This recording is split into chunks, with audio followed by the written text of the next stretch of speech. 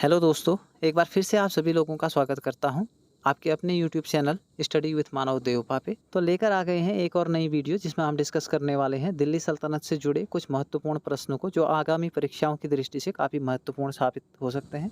तो आज का वीडियो काफ़ी इन्फॉर्मेटिव होने वाला है, तो बने ही रहिए अंत तक मेरे साथ इस वीडियो में। तो चलिए शुरू करते हैं आज की वीडियो। आज का हमारा पहला क्वेश्चन है, खिलजी वंश का संस्थापक कौन था? तो आपके ऑप्शंस हैं ए फिरोज खिलजी, बी अलाउद्दीन खिलजी, सी मुबारक शाह, डी नसरुद्दीन शाह।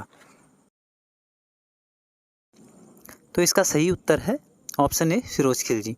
खिलजी वंश की स्थापना जलालुद्दीन फिरोज खिलजी द्वारा 1290 ईस्वी में की गई थी।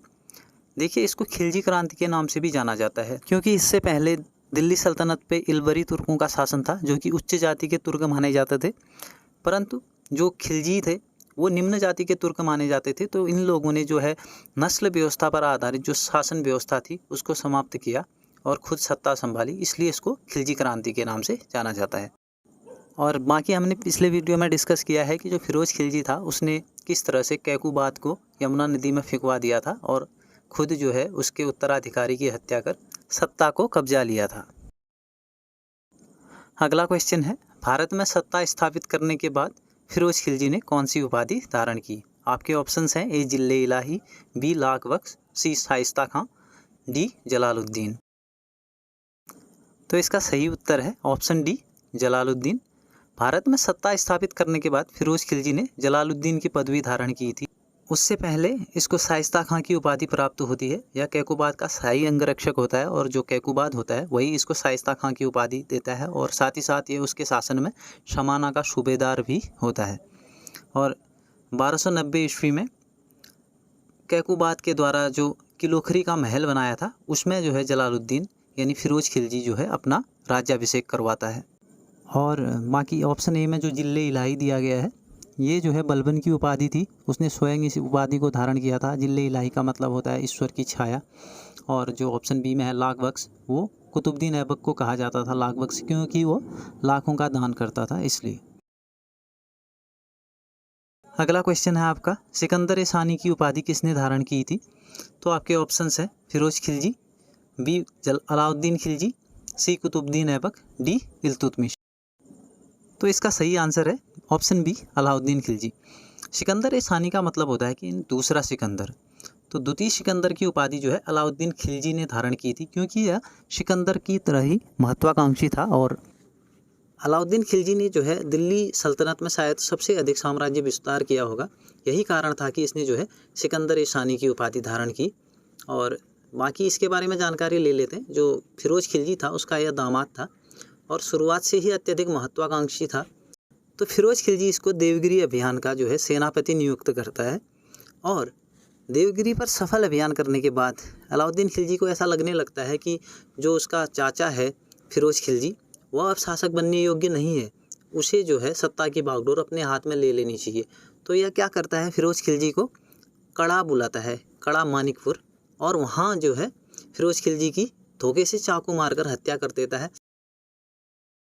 अगला क्वेश्चन है हमारा, किसे हजार दिनारी के नाम से जाना जाता है? तो आपके ऑप्शंस हैं ए रायकर्ण, बी मलिक कफूर, सी अलाउद्दीन खिलजी, डी मलिक मोहम्मद। तो इसका सही उत्तर है ऑप्शन बी मलिक कफूर। मलिक कफूर को हजार दिनारी के नाम से जाना जाता है क्योंकि इसको 1000 दिनार देकर खरीदा गया था। दरअसल जब अलाउद्दीन खिलजी गुजरात के राजा रायकर्ण के खिलाफ अपना अभियान करता है तो गुजरात अभियान के दौरान अलाउद्दीन खिलजी का सेनापति था नुसरत खां। तो उसे जो है मलिक कफूर मिलता है जो कि एक हिंदू किन्नर होता है और उसे यह नुसरत खां खरीद लेता है और बाद में इसे अलाउद्दीन खिलजी को सौंप देता है। और ये वही मलिक कफूर है जो बाद में अलाउद्दीन के दक्षिण भारत के अभियानों में महत्वपूर्ण भूमिका निभाता है।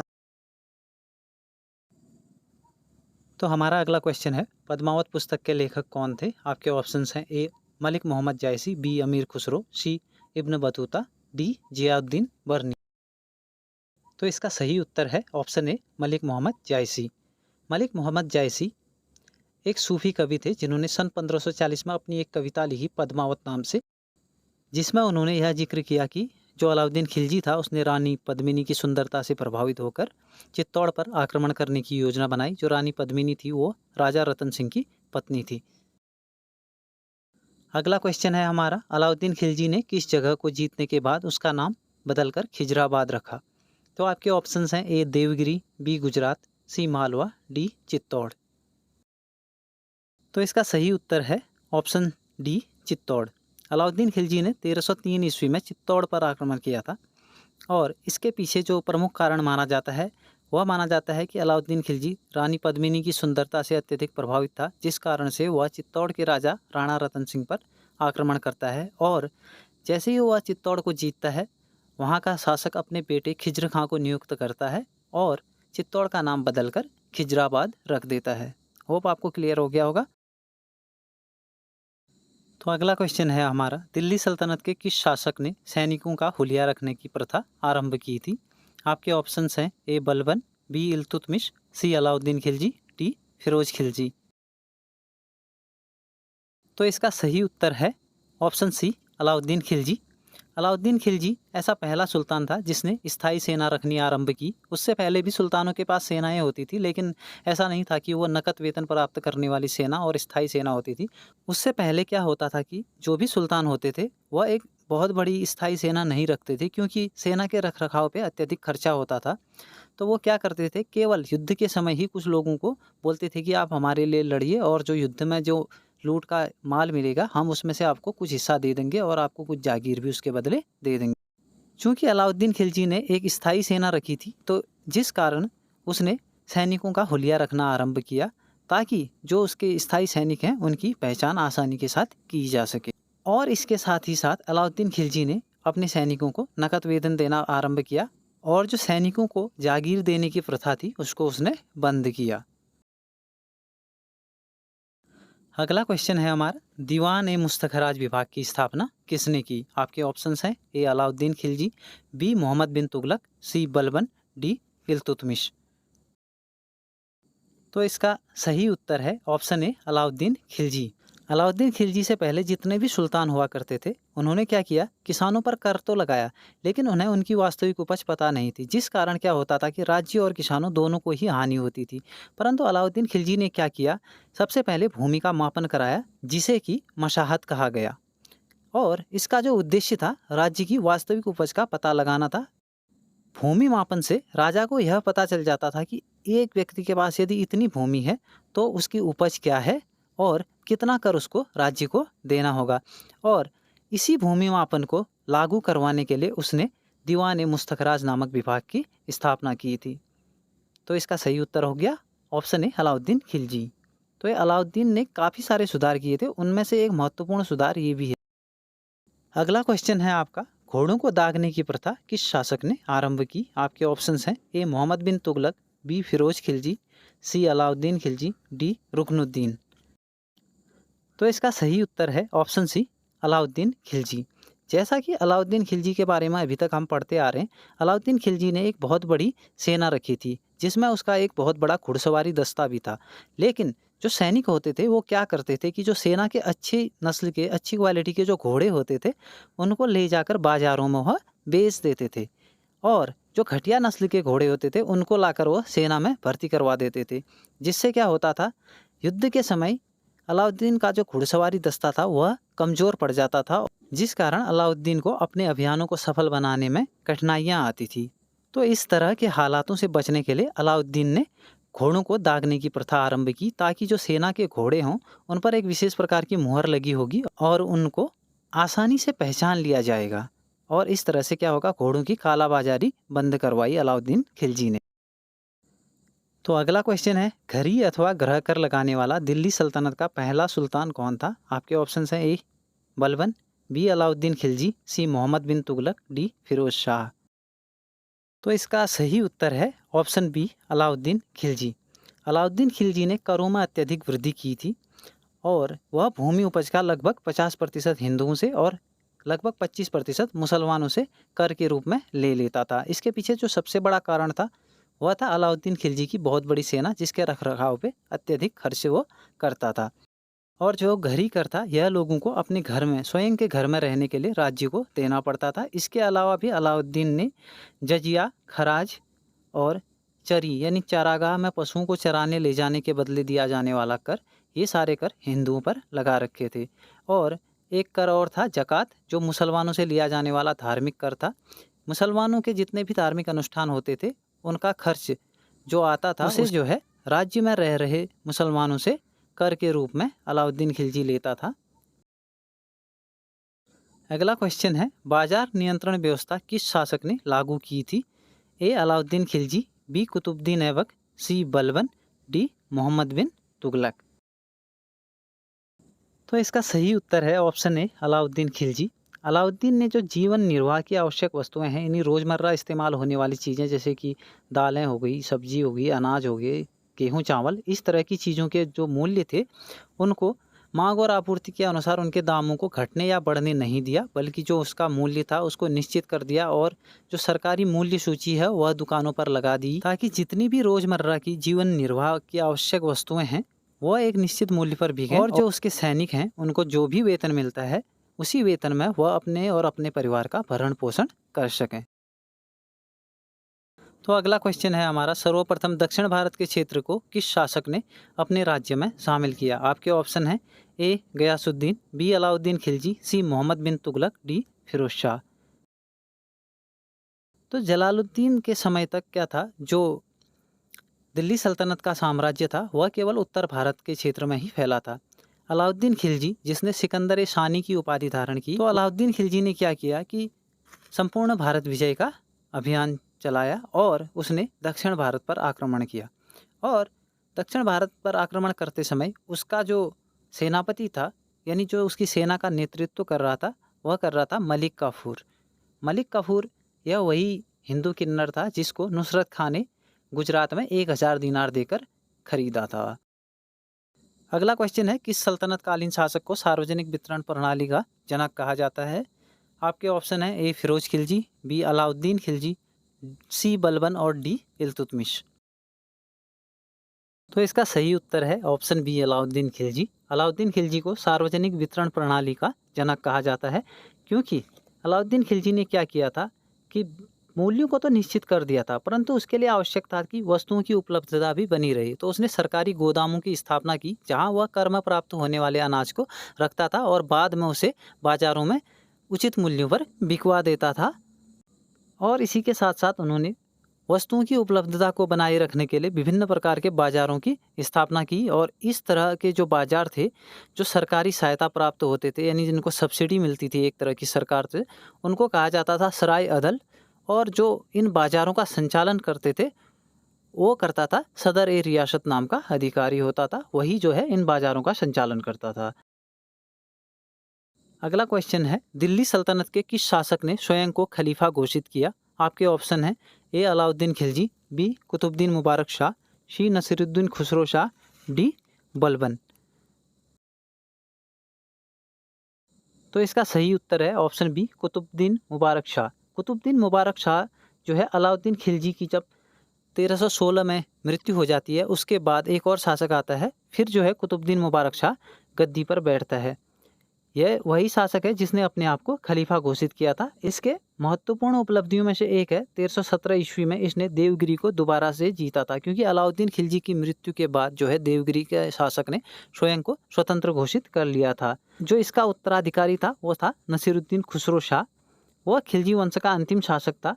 वह अपने आप को पैगंबर का सेनापति कहता था।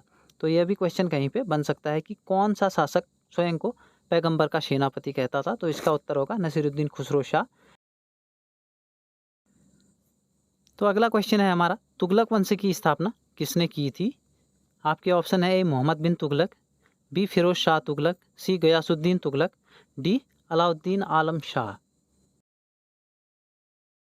तो इसका सही उत्तर है ऑप्शन सी गयासुद्दीन तुगलक।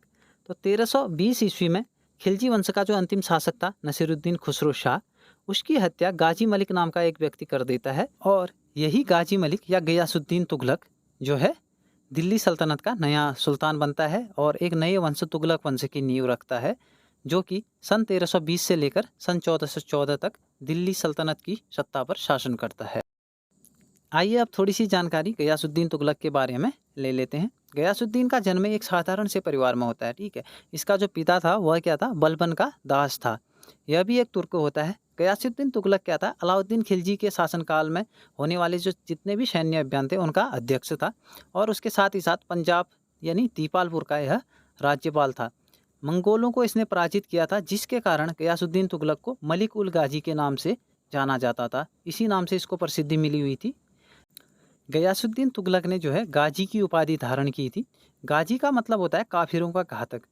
जो मुस्लिम धर्म है उसमें काफिर उनको कहा जाता है, वह लोग जो मुस्लिम धर्म को नहीं मानते हैं। तो इस वंश को कराना तुर्कों के वंश के नाम से भी जाना जाता है, क्योंकि जो गयासुद्दीन का पिता था यानी बलबन का दास, वह एक कराना जाति का तुर्क था। इससे पहले हमने इलबरी तुर्कों के बारे में पढ़ा, जो कि कौन था, इल्तुतमिश। ये सभी लोग क्या थे, इलबरी जाति के तुर्क थे, जैसे इल्तुतमिश, बलबन।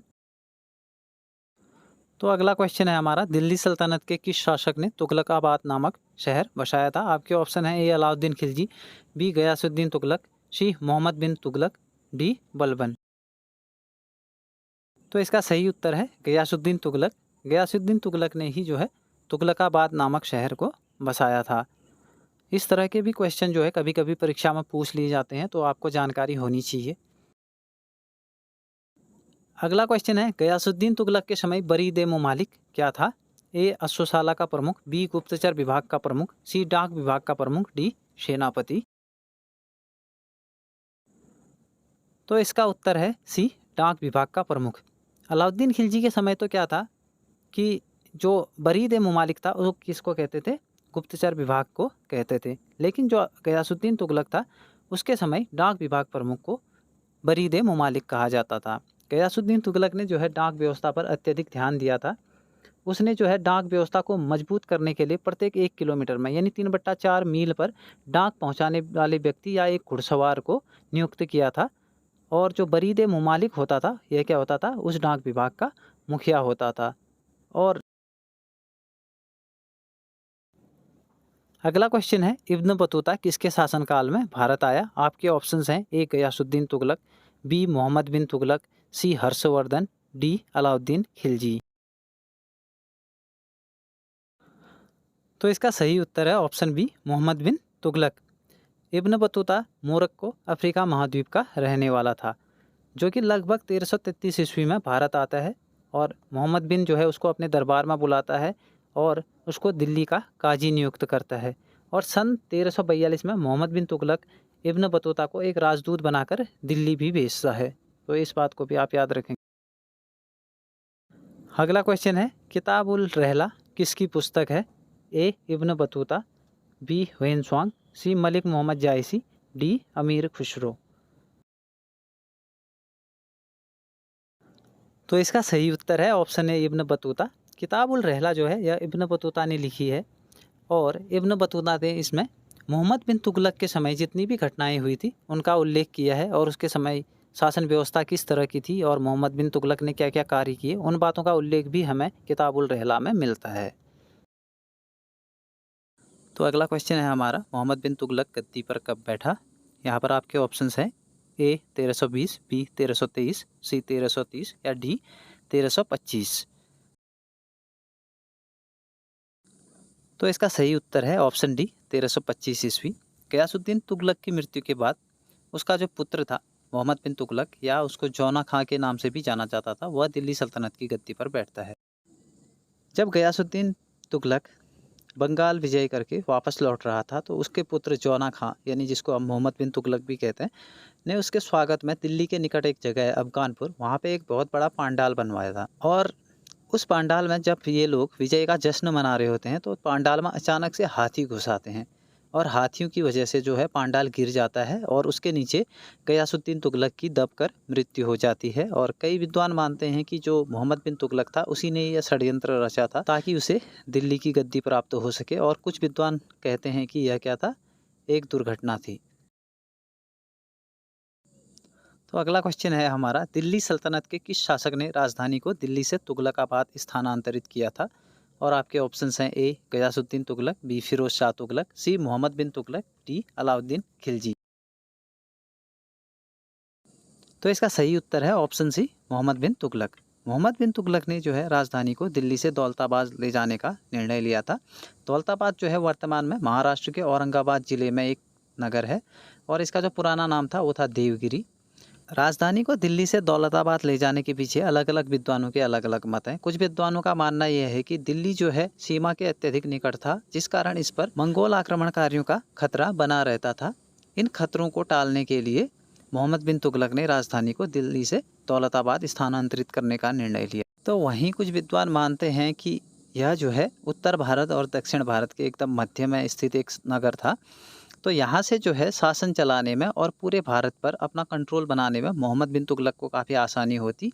तो यह भी एक कारण माना जाता है। और वहीं कुछ विद्वान मानते हैं कि मोहम्मद बिन तुगलक ने यह कदम अपनी प्रजा को प्रताड़ित करने के लिए उठाया, उनको सजा देने के लिए उठाया, क्योंकि लोगों ने मोहम्मद बिन तुगलक को निंदनीय पत्र लिखे, यानी पत्र लिखकर उसकी निंदा की थी, जिस कारण उसने आदेश दिया कि आप लोग दिल्ली से दौलताबाद चले जाइए।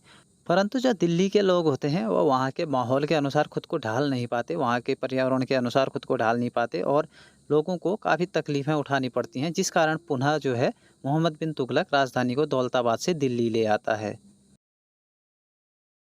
तो अगला क्वेश्चन है हमारा, दिल्ली सल्तनत के किस शासक ने आज की तरह सांकेतिक मुद्रा का प्रचलन किया था? आपके ऑप्शंस हैं ए मोहम्मद बिन तुगलक, बी बलबन, सी अलाउद्दीन खिलजी, डी फिरोज शाह तुगलक। तो इसका सही उत्तर है ऑप्शन ए मोहम्मद बिन तुगलक। जो मोहम्मद बिन तुगलक होता है वह क्या था, बहुत ज़्यादा पढ़ा लिखा शासक था। दिल्ली सल्तनत का सबसे ज़्यादा पढ़ा लिखा शासक उसको माना जाता है। वह क्या था, गणित और विज्ञान का भी काफ़ी अच्छा जानकार था। तो आइए जान लेते हैं सांकेतिक मुद्रा या कहीं पे लिखा होता है टोकन करेंसी क्या होती है। तो टोकन करेंसी या सांकेतिक मुद्रा जो है, जो आज की मुद्रा है, यानी कि जो कागज़ है उसकी वैल्यू उतनी ज़्यादा नहीं है, लेकिन उसमें जो सिग्नेचर हो रखे हैं गवर्नर के, प्लस उसमें जो वचन दिया गया है कि मैं धारक को 500 रुपये या 100 रुपये अदा करने का वचन देता हूँ, उसी के कारण जो है उसकी वैल्यू होती है। और कोई भी दुकान में आप जाते हैं तो दुकानदार उसे झट से आपको क्या करता है, 100 रुपये का सामान या 500 रुपये का, जितने का आप नोट देते हैं उस हिसाब से आपको सामान वो दे देता है। तो मोहम्मद बिन तुगलक ने भी सोचा क्यों न जो राज्य का सोना चांदी है उसको राजकोष में रखा जाए और उसके बदले क्या है, टोकन करेंसी यानी कांसे की कोई मुद्रा, जो सस्ती धातु की मुद्रा है वह चलाई जाए और उसका भी जो मूल्य होगा वह भी सोने की मुद्रा के बराबर रखा जाए।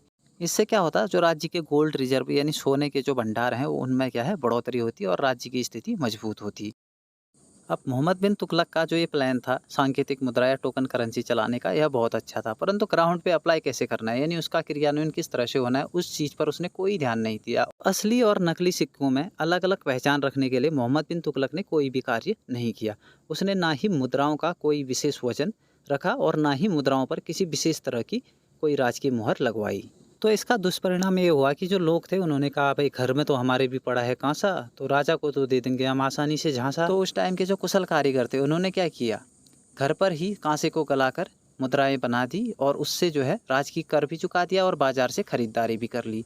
और अंततः जो बाजार में इतनी जो है जाली करेंसियाँ आ गई, इतने जाली सिक्के आ गई कि मोहम्मद बिन तुगलक को अपना यह निर्णय भी वापस लेना पड़ा।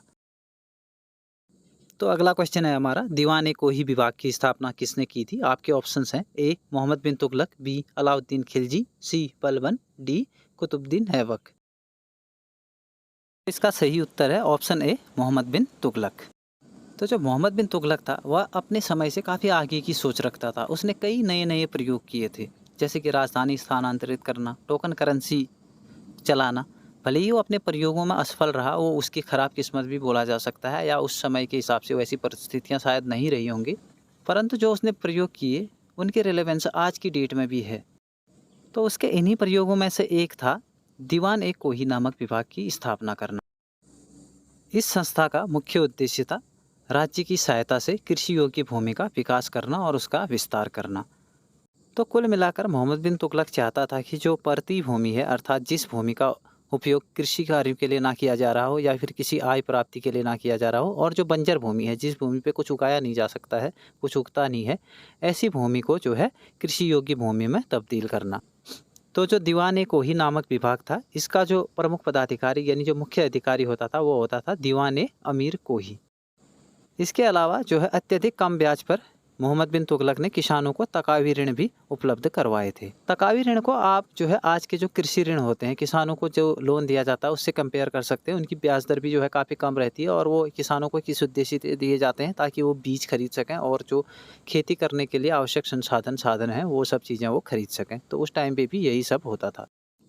तो अगला क्वेश्चन है हमारा, निम्न में से किसकी मृत्यु पर बदायूनी ने कहा कि सुल्तान को उसकी प्रजा और प्रजा को उसके सुल्तान से मुक्ति मिल गई?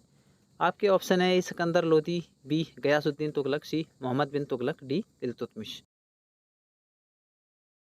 तो इसका सही उत्तर है ऑप्शन ए मोहम्मद बिन तुगलक। जो अब्दुल कादिर बदायूनी थे यह फारसी भाषा के भारतीय इतिहासकार थे। इनका जन्म 1540 में जो उत्तर प्रदेश है उसके बदायूं नामक स्थान पर हुआ था। यह मुगलकालीन इतिहासकार हैं, परंतु जो इतिहासकार होते हैं वो अपने से पहले के शासकों के बारे में भी जो है अध्ययन करते हैं और उनके बारे में निष्कर्ष निकालते हैं कि यह किस तरह के शासक रहे होंगे। तो उन्होंने ये शब्द जो है मोहम्मद बिन तुगलक के बारे में बदायूनी के द्वारा कहे गए। तो अब आप लोग समझ ही गए होंगे ऐसा क्यों कहा गया, क्योंकि मोहम्मद बिन तुगलक ने कई नए नए प्रयोग किए। उसने राजधानी स्थानांतरित की, उसमें वो असफल रहा। उसने दोआब में कर वृद्धि की और दोआब में क्या हुआ, वर्षा नहीं हुई और जिस कारण वहाँ अकाल पड़ गया, लोगों ने कर नहीं दे पाया और विद्रोह कर दिया राजा के खिलाफ। तो ऐसी कई सारी घटनाएं थी। जैसे सांकेतिक मुद्रा का प्रचलन मोहम्मद बिन तुगलक ने किया, लेकिन वह भी उसका प्रयोग असफल रहा क्योंकि उसको लागू करने के लिए अच्छी रणनीति वह नहीं बना पाया था। तो ये सारी चीज़ें थी जिसकी वजह से इतिहासकारों ने इसके बारे में, मोहम्मद बिन तुगलक के बारे में, एक बुद्धिमान राजा होने के बावजूद भी इस तरह के शब्दों का प्रयोग किया है। अगला क्वेश्चन है हमारा, किसे जो है दिल्ली सल्तनत का निरंकुश कल्याणकारी शासक कहा जाता है? आपके ऑप्शंस हैं ए मोहम्मद बिन तुगलक, बी फिरोज शाह तुगलक, सी बलबन या डी अलाउद्दीन खिलजी। तो इसका सही उत्तर है ऑप्शन बी फिरोज शाह तुगलक। फिरोज शाह तुगलक जो है मोहम्मद बिन तुगलक के बाद गद्दी पर बैठता है। इसने कई ऐसे कार्य किए जिसकी वजह से जो है इसको निरंकुश परंतु कल्याणकारी शासक माना जाता है। फिरोज शाह तुगलक ने सबसे पहले तो कर व्यवस्था को सही किया, यानी लगान व्यवस्था को सही किया, क्योंकि राज्य की आय का मुख्य स्रोत जो था लगान ही होता है। तो वह क्या करता है, भू राजस्व की दर को 1/3 जो कि बहुत अधिक थी, 1/3 लगान जहाँ पर दे रहे थे वहाँ से 1/5 करता है। इसके अलावा वो जो पुराने कर थे, लगभग 24 तरह के अतिरिक्त कर जो लगाए गए थे प्रजा पर, उनको भी वह क्या कर देता है, समाप्त कर देता है। जो ये 24 तरह के अतिरिक्त कर थे इनको अबवाब कहा जाता था। इसमें जो है अलाउद्दीन खिलजी के द्वारा लगाए गए घरी और चरी कर, जो कि हमने पहले डिस्कस किए हैं, अर्थात घरी मतलब जो अपने खुद के घर में रहने के लिए जो कर राज्य को देना पड़ता था लोगों को, और दूसरा था चरी, यानी जो पशु थे उनको अगर आप चारागाह में चराने ले जाते हैं उसके लिए जो आपको कर दिया जाता था। तो थोड़ा सा जान लेते हैं फिरोज शाह तुगलक के बारे में। क्योंकि मोहम्मद बिन तुगलक एक ऐसा शासक था जो नए नए प्रयोग करते रहता था, उससे उसकी प्रजा काफ़ी परेशान रहती थी। तो ऐसे उसके राज्य में विद्रोह होते रहते थे। तो 1351 में एक ऐसे ही विद्रोह को दबाने के लिए जो मोहम्मद बिन तुगलक था वह सिंध में एक जगह का नाम है थट्टा, वहाँ जा रहा होता है। तो रास्ते में वह बीमार पड़ जाता है जिसके कारण उसकी मृत्यु हो जाती है। और मोहम्मद बिन तुगलक की मृत्यु के बाद उसका चचेरा भाई फिरोज शाह तुगलक जो है दिल्ली सल्तनत की गद्दी पर बैठता है। जो फिरोज शाह तुगलक था उसकी माता एक राजपूत थी। तो मोहम्मद बिन तुगलक की मृत्यु के बाद दिल्ली के जो अमीर होते थे, उलेमा वर्ग के जो लोग थे, जो मलिक थे, वो सभी जो है एक मत से जो है फिरोज शाह तुगलक को अपना सुल्तान घोषित करते हैं। और जो फिरोज शाह था उसका 2 बार राज्याभिषेक होता है। एक तो जहाँ पर मोहम्मद बिन तुगलक की मृत्यु हुई थी, यह भी उस विद्रोह को दबाने में उसके साथ था, तो वहाँ इसका राज्याभिषेक होता है। और जब ये वहाँ से विद्रोह दबाकर वापस दिल्ली आता है तो वहाँ पर भी इसका फिर से राज्याभिषेक किया जाता है।